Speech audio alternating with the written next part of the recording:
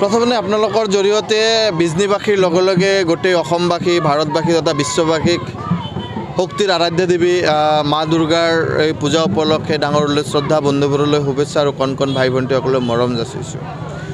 আমি শক্তি পূজাৰ জৰিয়তে আমি সমাজত যিবোৰ অসুৰৰূপী মানৱ আছে তেওঁলোকক ধ্বংস কৰাৰ কাৰণে শপত লৈছোঁ।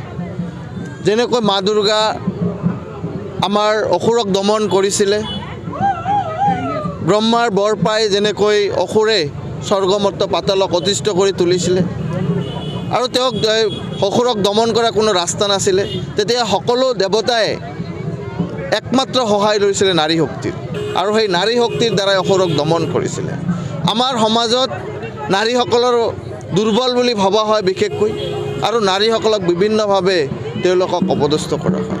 মই আজিৰ এই শক্তি পূজাত বা মা দুৰ্গাৰ আশীক লৈ সকলোকে অনুৰোধ কৰিম যে আমি মহিলাসকলক, যিসকলৰ ঘৰত লক্ষ্মীৰ জন্ম হৈছে, যিসকলৰ ঘৰত ছোৱালীৰ জন্ম হৈছে, তেওঁলোকক এজন শক্তিশালী নাৰী হিচাপে আমি সমাজত চিহ্নিত কৰাব লাগে।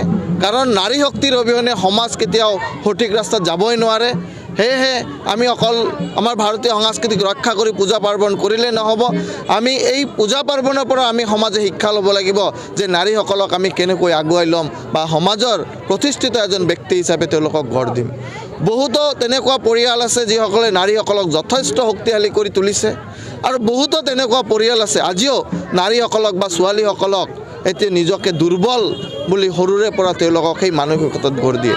সেই মানসিকতাৰ পৰা আঁতৰত অহাৰ কাৰণে মই আপোনালোকৰ জৰিয়তে অনুৰোধ জনাম, আহ্বান জনাম, আৰু নাৰী শক্তিক আমি আগুৱাই লৈ যাম আৰু মাতৃশক্তিক আমি সন্মান জনাই আমি মা দুৰ্গাৰ পৰা আশীষ বিচাৰিম যে আমি সমাজক আগুৱাই লৈ যাব পাৰোঁ। সমাজৰ পৰা যিমান নৰৰূপী দানৱ আছে সেইসকলক আমি নাশ কৰিব পাৰি, আৰু সেই আশাই বা সেই প্ৰাৰ্থনাই মই মা দুৰ্গাৰ ওচৰত ৰাখিম। ধন্যবাদ।